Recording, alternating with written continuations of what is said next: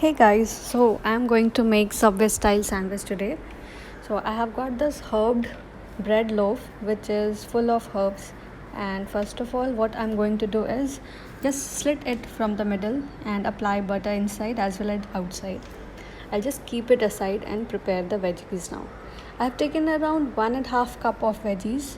It is a mix of different veggies like sweet corn, baby corn, bell peppers, capsicum, and other veggies. Whatever veggies you have, you can take all of them.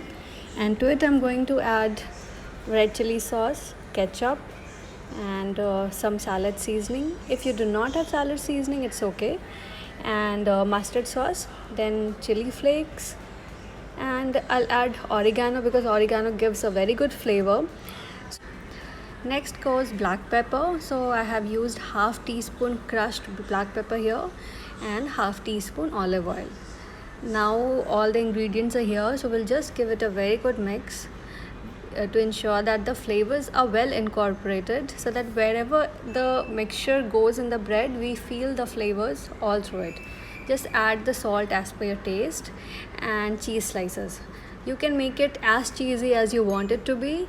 I have added 2 slices, and you can increase or decrease the amount as per your taste buds.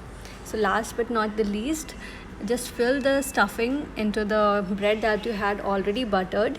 And yes, the cheese slices comes again. You can use normal cubes as well, crush it and use it over the top. Now we'll just grill it for around 5 to 10 minutes depending upon how crispy you want it to be. I have added some more cheese in the gaps between the breads to make it more flavorful, and I have baked it for around 8.5 minutes. That made it perfectly crispy for us. You can see how much crispy you want it. You can check in between, keep it again inside the oven and grill it for a few minutes more.